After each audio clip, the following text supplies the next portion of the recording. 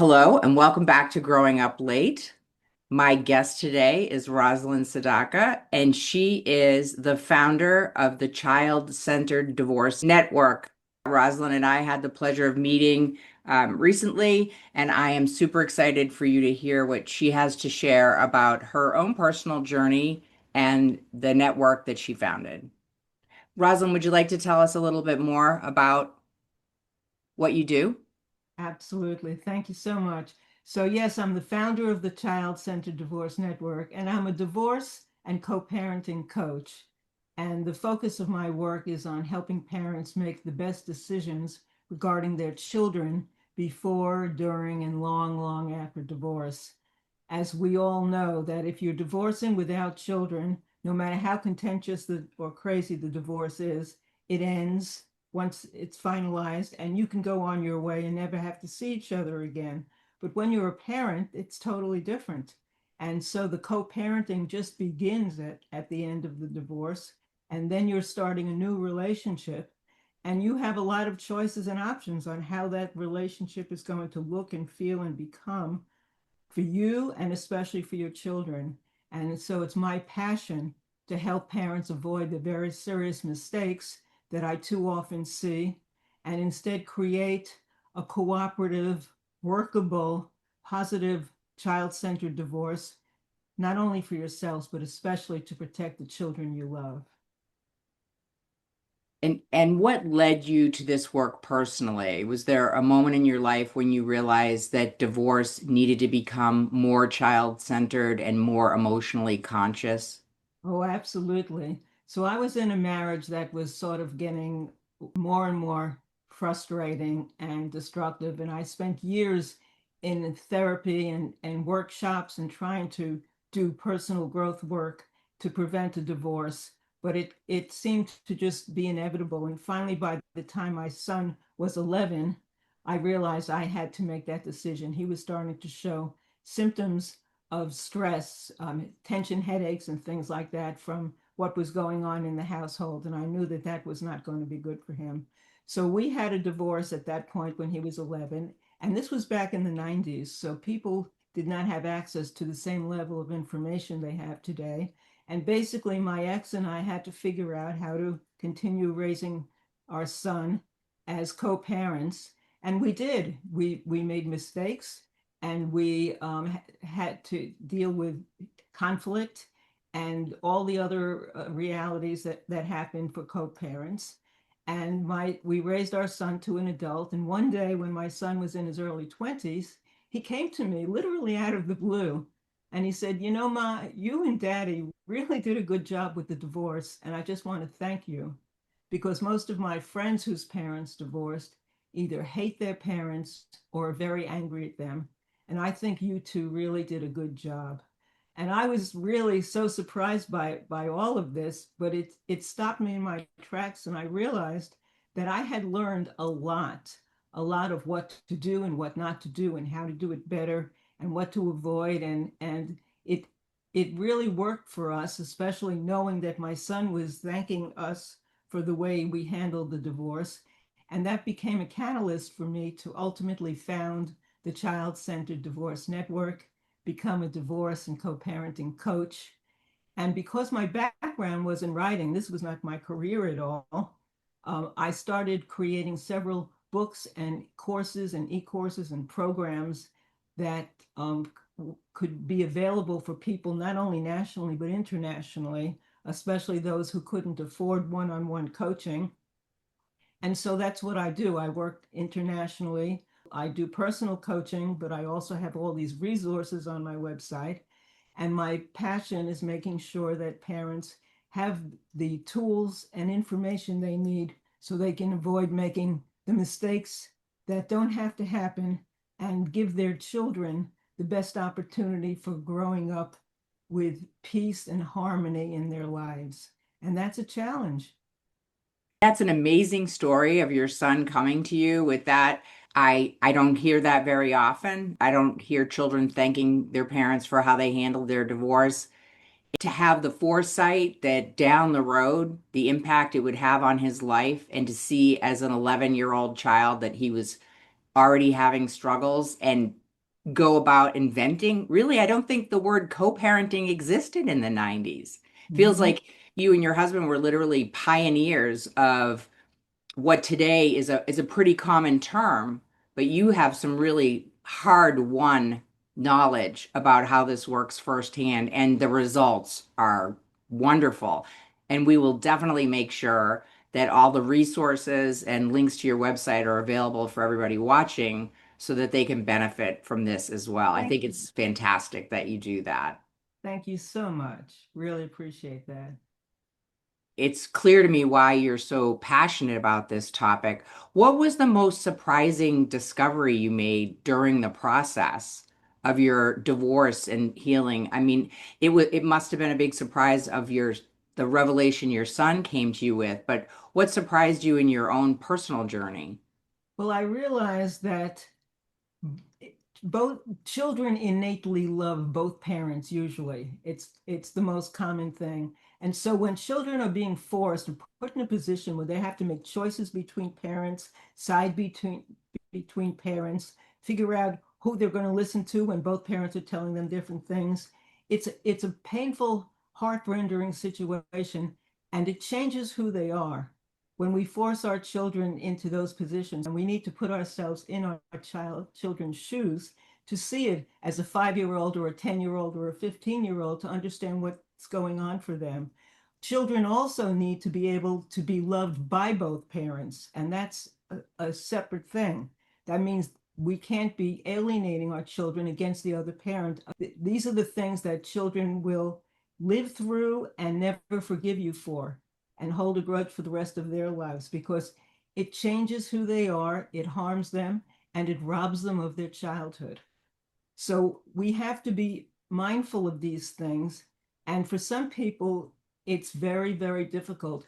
We don't mean to, but we get too caught up in our own drama and our own perspectives, and we're losing track of the fact that these children are innocent. And so we have to be aware of how it's impacting the children. And that forces us to make decisions that may be different than we would be making if we were just alone in this endeavor. And that's why there's many things that we can avoid doing.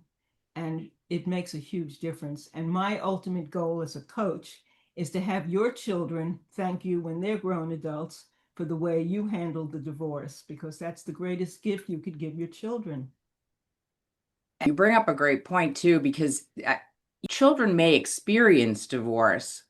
And in this process, they can experience divorce without becoming victims of divorce, because Yeah. what you're describing is like their life altering beliefs that are being instilled in these children if they get those messages of one parent should be avoided or somebody is good or bad. Or sadly, I have seen examples of that where people are just so caught up in their own pain, they Yes. become incredibly selfish about it and they cannot see the harm they're doing to their children. And it is selfish. They don't think of it that way, but it is selfish because they are not thinking of what the embarrassment and the confusion for the children, depending on their age.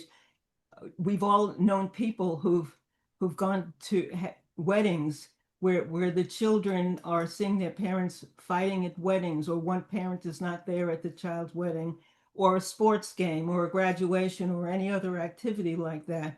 It's so painful, and that pain, can last a lifetime for children, because if they just thought on a broader basis, they would understand what's best for the children has to come before what's best for you. I don't want to get too deep into my own personal story, but I can tell you that my wedding was planned around scheduled visitation and announced with no one because Wow. we knew that were my husband's ex-wife to find out, she would absolutely go to great lengths to cause a disturbance. And the kids knew that they couldn't tell her, which Wow. is a terrible thing to put children in a position to have That's to right. hold a secret. It was a nightmare. I felt terrible placing them in a position where they couldn't say anything. We kept them in the dark about, they knew we were going to get married. Everybody knew we'd been engaged, but I had to keep them in the dark over some details of what was a wonderful thing for us and our family Hmm. and couldn't really share it. And then to ask them to hold a secret, even for a little period of time, it felt heartbreaking. But we saw no other option because we knew from previous experiences that there would be more trauma if we were to make a full disclosure. Thank you for sharing that story because that's so relevant and it's exactly what I'm talking about. Those kinds of things don't have to be if people were more mature and respectful and of their children. You're doing this for the children, and that's the important point that somehow gets lost, and the children fall through the crack. 100%. So I guess I would love to encourage maybe somebody got curious to listen to this episode and wasn't thinking it was for me. Maybe, like sometimes I'll go into a thing thinking, what can I get out of this to use as a tool or a weapon? And I would love for somebody listening to shift their thought process to, which is what you've done for me, is how could I make this better?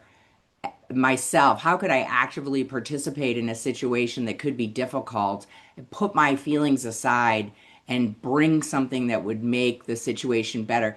Just to shift a mindset of it is really not, these are grown-ups that have had a parting of the ways, and to not victimize these kids, to put them first. I mean, I love that that's your focus. And I don't know, how do you, I guess by making the information available, I'm struggling for the words of how do you get someone interested in a child-centered divorce who's completely wrapped up in themselves? Have you ever seen any tools that have effectively changed somebody in this regard? Usually it's the drama of how their lives are not working, that there's a lot of pain and suffering on one side or both sides with the parents post-divorce. And that's when they realize that something has to change and they come to me. I love to get parents as early on as possible. So if I could get them before the divorce, I could give them so much advice to avoid the things that are so common that happen that they can avoid and to make life easier for the children. And one of the most crucial things to keep in mind is we never fight around the children, even if it's in another room or in the phone in another place. We don't want the children to hear us fighting because it hurts them emotionally and they're helpless. Children can't fix our relationships. Mhm. And we have to be very mindful of the pain they're going through, again, because it forces them to start figuring out, how do I handle this? What do I do? How can I fix it? They can't fix it. Keep your fighting separate away from them so that they don't have to experience it. Because anytime we do something that's emotionally charged that hurts them, it changes who they are and it keeps them from having their childhood. Another thing that we don't want to do is we don't want to let our children start parenting us. Very often, one or both Mm. parents are emotionally despondent about the divorce. They may start getting depressed. They may be tearful. And the children pick up on these things, again, wanting to help and wanting to do something. One child may say, I'm going to step up and be the man of the house, Ma. Or Dad, I'm going to take care of you and you don't have to worry about this. And suddenly they're walking into parental roles. That again robs them of their childhood because once children are privy to parental information, adult information, they can't unhear it and unlearn it. And suddenly they've lost the innocence of childhood. And our goal as parents is to give them the ability to have a childhood as long as possible. Life is tough out there. Childhood is tough out there Mm. today.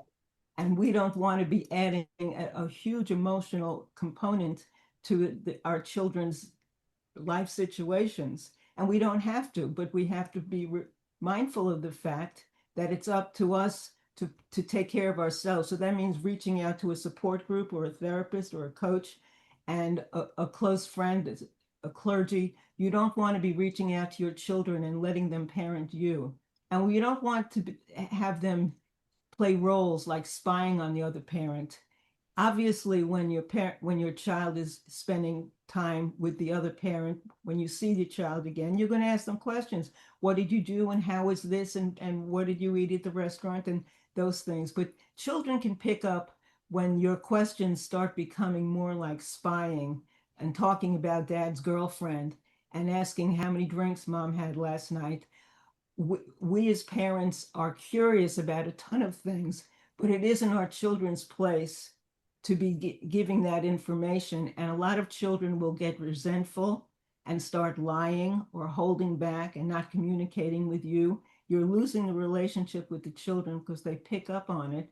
And if we show them respect and we're able to give them permission to talk and share their feelings, and we don't make them wrong if they say, I'm angry about the divorce, or I hate the fact that you said or did this. And instead of getting angry at them, apologizing and saying, if I knew better, I never would have said that. I never would have done that.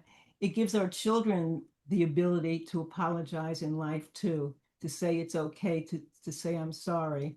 I made a mistake. So we're giving them the gift of learning from watching us because they are watching us. It's not what you say, it's what you do. They're watching your behavior and they're learning. Are you being bullying? Are you being mean and inconsiderate? Are you being thoughtful? Are you being respectful? Are you communicating fairly and fighting fairly? All of those things play a part in raising our children so that they understand how to deal with life's challenges and conflicts. And boy, divorce certainly is one.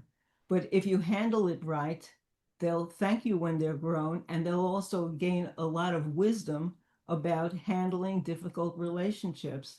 And if you fail, you're going to be experiencing it in the months ahead, in the years ahead, in the decades ahead, because co-parenting is a lifelong experience. There's so much to unpack in what you shared. Growing up is hard enough without adding to it the burden of parenting your parents. Yes. The notion of asking innocuous questions after a visit with another parent versus interrogating is what I heard, interrogating your children.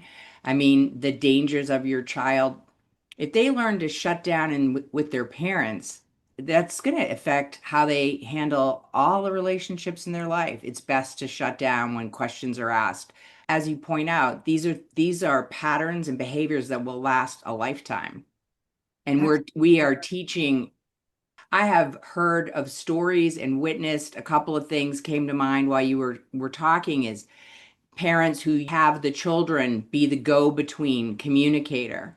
Every time I've ever seen that, I've thought, what a horrible position to have your child brokering the relationship between the parents.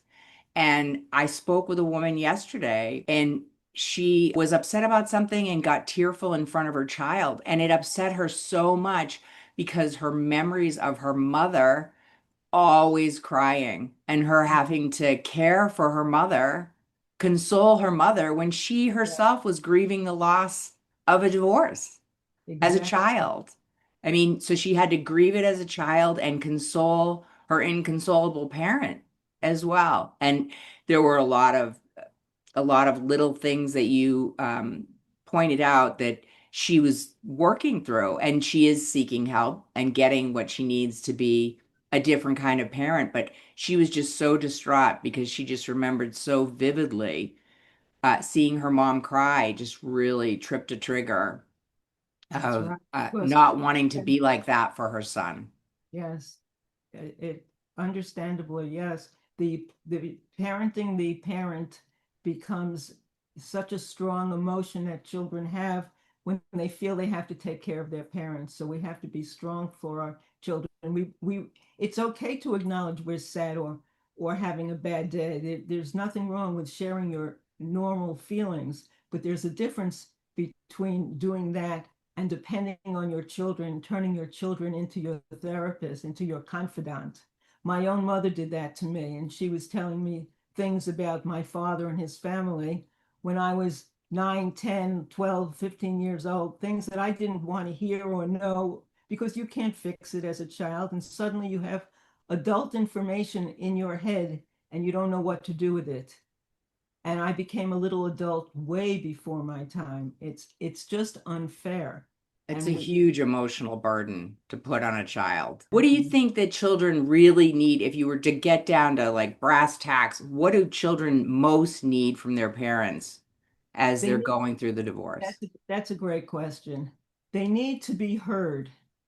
So they need to feel free to express, to vent their feelings I hate you. I'm angry. I hate daddy about this. I'm upset about that. I'm so sorry because of the divorce.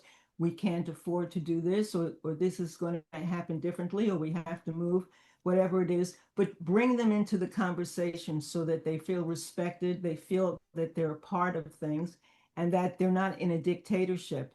They have the right to feel what they're feeling, and giving them permission and acknowledging them and thanking them for being honest starts opening the doors to real conversations with them and gives them permission to learn to do that in their own relationships. There are several conversations and books on from adult children of divorce talking about all of this, and a lot of them are so angry at their parents they're afraid to have relationships when they grow up. They mature into their 20s saying, I'll never get married. I'm not going to have children due to the way the divorce affected them. Mm. One thing you touched on a little lightly that I think probably comes up very often from what I hear is this. Well, first of all, I love that you share that being seen and heard and giving the children agency in their own life. That's something, if they don't learn that from their parents, they go out into the world without a sense of agency and then can become pushed about by the world in a way that they couldn't have if they were given that agency as a young child. I think they would be less likely to bring up difficult conversations with bosses or friends. I mean, when you suppress those kind of important conversations that need to be had and don't give your children voice, they don't feel like they have voice in the world. You're really taking that away from them far beyond your life and your divorce. You're teaching them how to behave in the world. You're absolutely right. So important. And the other thing I heard was the money issue, which I know comes up. And it's a real thing. When people get divorced, resources are split, things are different. Lifestyles sometimes change dramatically. I think the way you broached it was it's a conversation to be had, as in, this is the reality of our life. This is what we can do. This is what we can't do. But drop the blame, because that's the thing that I hear that's so insidious. If your father wasn't spending money on this, if your mother wasn't going and doing this or that, or he has plenty of money for this but doesn't care about you. The conversation around money, it's a sensitive topic and it's real, but the way to bring it up appropriately where it's based in reality, not based in blame, I guess, or And accusation more likely. and it's really hard to, it's a fine line, and it's really hard to find the boundaries for a lot of the things you just mentioned. You're absolutely right. It's very challenging, but it's real, and it's important that we do that. And we need to do it as mindfully as possible. That's the key. We need to stop and think before we come up with statements and decisions. One of the things I could suggest for all co-parents is that children innately will try to divide parents, even when in an intact married family, the kid Mm-hmm. will play one parent against the other. It's normal. It's they're exerting their power. So especially in a co-parenting situation, it's very common for a child to ask one parent about something, and then suddenly the other parent finds out about it afterwards, and it gets very, very confusing, and there's a lot of conflict. So what I suggest as much as possible is to remember that when a child asks you for something, it's okay to say, that's a good question. I'm going to have to think about that, and I'm going to talk to dad about it. I'm going to discuss that with mom, and we'll get back to you. Then it shows the child that despite the divorce, their parents are still in the parental role. They're still talking about parental things, making decisions. And the more both parents can agree on certain major issues, not every minutia about if we're having hot dogs for dinner or not, but if the parents can sit down and talk and then both say the same thing to the child, it eliminates a ton of co-parenting problems that would happen otherwise if the kids are separating you and creating more havoc. So as much as possible, it helps parents to get together on the same page make as many decisions together as possible, or agree to disagree on as many as possible, so that there's agreement, there's respect, there's a give and take. We need to do favors for one another as co-parents, because no one can follow a strict schedule without things happening. Life just happens. People get sick, things change. And so we need to be very flexible and do favors for the other parent, because in turn, they're more likely to do favors for us. And then you have a lifelong, for years and years ahead, cooperative co-parenting situation where the children know that they have two parents in their lives. If you try to do it alone and you try to be the only parent and you try to put down the other parent and make believe that you're the only one in the universe that your kids are caring about, you're setting yourself up for a lot of problems, and also setting a very poor example for getting along in life that your children need to be seeing. Yeah. I definitely, what I take away from that the most is to have a strong, unified foundation of basic core principles, beliefs, standards that you want to hold together, and then be flexible with each other on things that you disagree about or agree to disagree about, to build a framework where you both feel safe and secure inside of, and that you're not worried about the other parent undermining you. Exactly. It makes all the difference, because this is such a long procedure to Hmm. be going through it. It working as a team, no matter how we feel about one another, we both love our children more than we hate each other. And that gives us the foundation You'd for, hope. yes, that's what we're looking to attain. And that's why it's worth reaching out for coaching or therapy or some other support, so that you could reach that point. Again, you're doing it for the children. Agreed. It's so unfair. It's an unfair situation all the way around, but to expect children to have to navigate this without parents that are giving them a safe and secure environment is just, it's really hard. It's And it heartbreaking.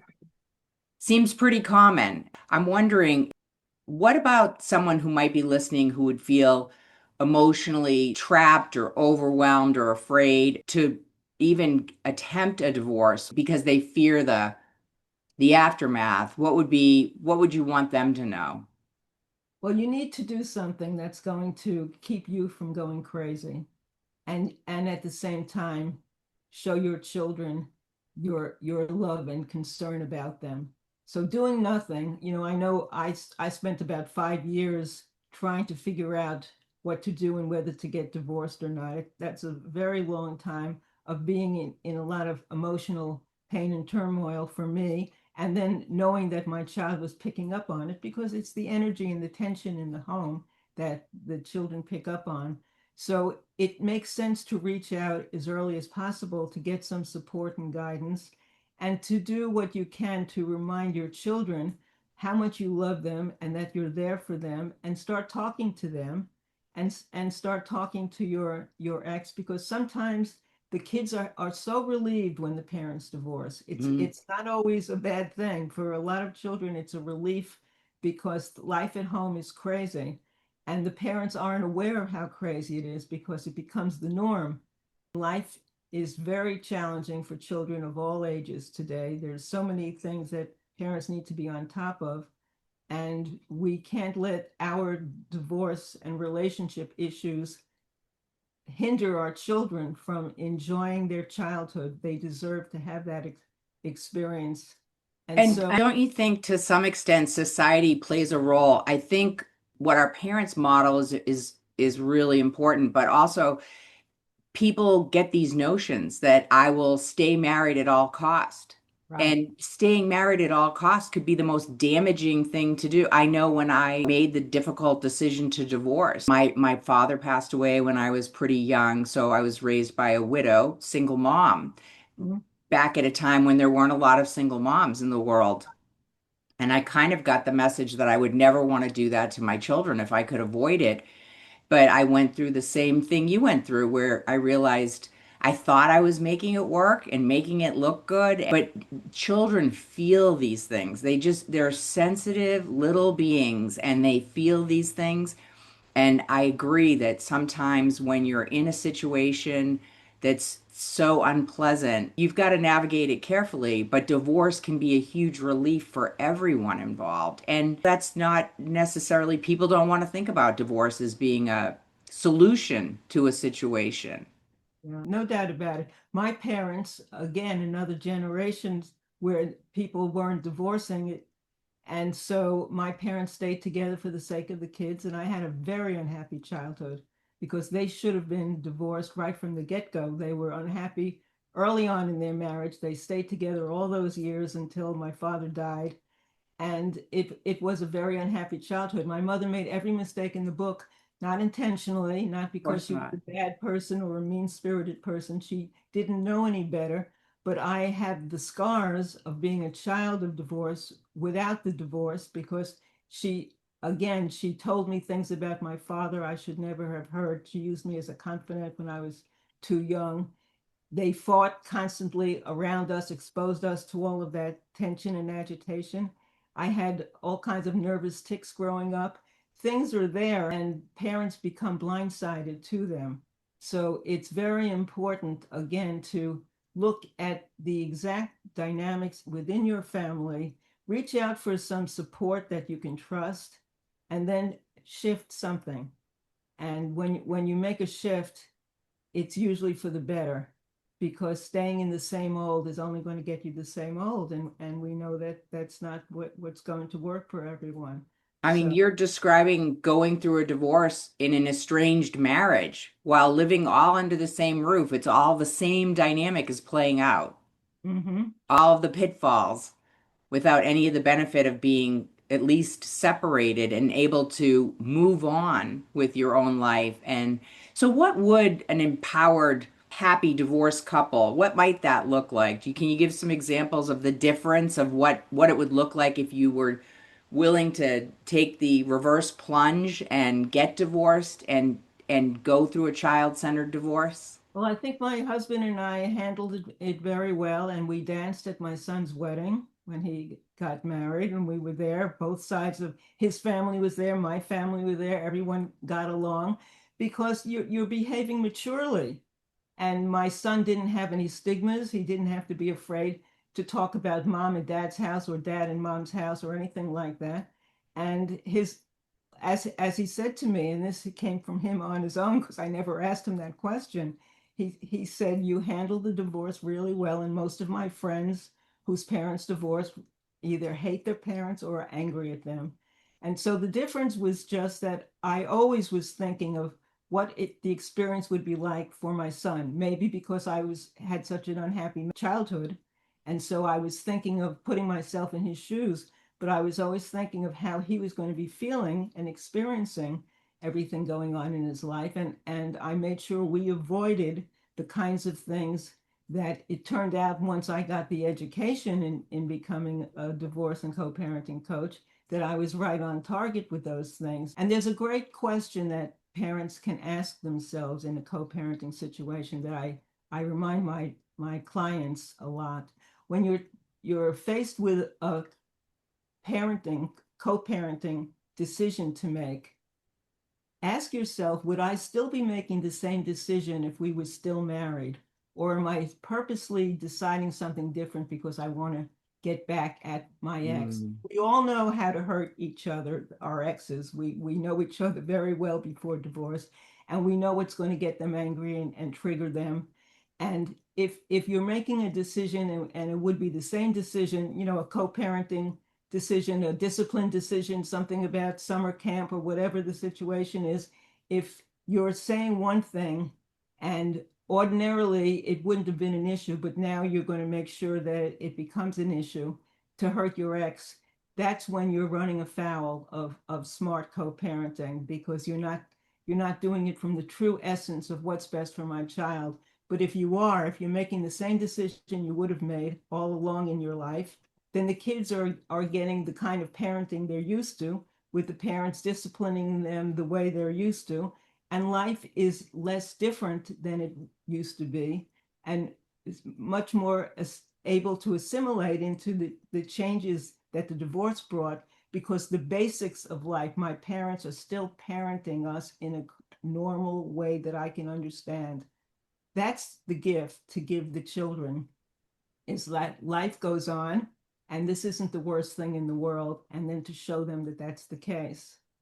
I definitely, what I hear loud and clear is we need to be, it fits perfectly with my notion of growing up late, because to question our motives in a situation, to take a pause, a step back and question, why am I doing this? And maybe rethink, am I doing this? Is this really what's in the greatest good of my child, my family? And I feel like in your counseling practice, you are offering an opportunity for these parents to do a little growing up late of their own. Well, yes. Because these are some skills that will help them. I mean, they'll become different people in the process of divorce too, if they're willing to submit to a little inquiry and opportunity for growth in their own behavior. And part of my coaching practice is asking them to look for the gifts in your divorce. Because if you're wise and mindful, there are gifts. What did I learn about myself that I could use now? What do I know now about relationships to avoid? So when I'm going out again and starting to date, I'm not going to fall for the same kind of person. And why?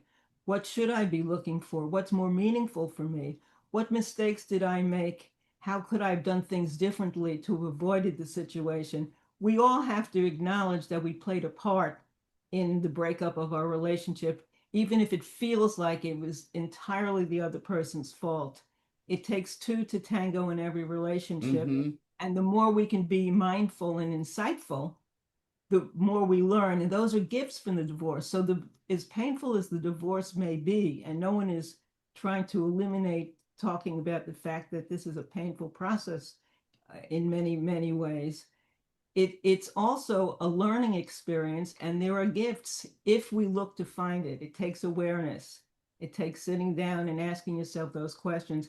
If you don't, then you get nothing out of the divorce except this self-righteousness and vindictiveness. And that's when you go into it and try to talk to your children in a way that is not supporting a child-centered divorce. It becomes very egotistical, revengeful, and you're getting a lot of emotional and psychological problems with your children that could have been avoided had you thought about it differently. I just love that. I love the reframe of, because I do think personal accountability is what growing up is all about. We become accountable as adults, and to try to extract the gifts out of it's a tragic situation. Nobody goes into a marriage having children wanting to divorce. It's that is not the happily ever after we're looking for. But to take the time to um, mine for the gold in Mm. all of that mud and pull out the things that can make us better people going forward. I think that's a wonderful reframe, to look for the gifts, and it helps us on our own personal journeys and changes who we are if we're willing to take the time to investigate. I know I had to do a lot of that. I had to do a lot of introspection and looking at, because I brought me to the party, right? And it does take two to tango. And Exactly. what was the baggage I brought in that helped contribute to the failure of my marriage? Mm-hmm. Yeah. Yes, that's the mature, responsible approach. Well, I wouldn't say that I got there immediately. Of course. It's a process. It's definitely a Yes. process. Was there anything that somebody that you were working with experienced while they were in the process that was like a big aha that they learned that you were later able to bring into what you already coach about? One example comes to mind. There was a dad who was just furiously upset about the divorce, and he initiated the divorce, and it turns out that mom had an affair. And dad was so self-righteous because he didn't want a divorce, and he wants the kids to know that he didn't want a divorce. We wouldn't be having this divorce if it wasn't for mom.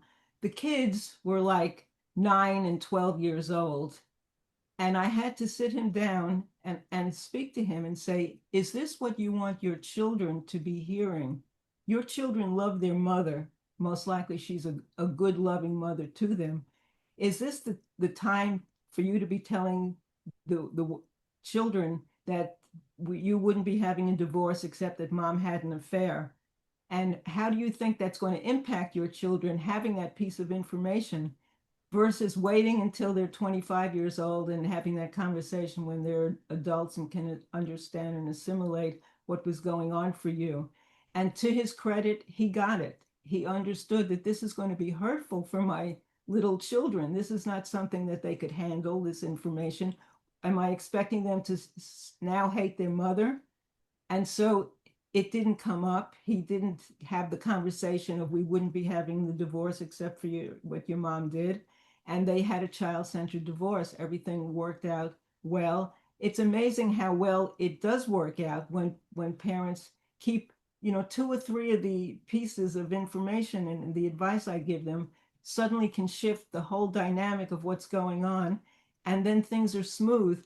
They're smooth because the kids aren't reacting. If your kids aren't acting out, if your kids aren't turning in, if they're not feeling aggressive and bullying, if they're not getting suicidal and doing intense things, if their grades aren't changing in school, that means they're going on in their lives, and that's what we want. That's all we could ask for, is life to go on for them in their childhood.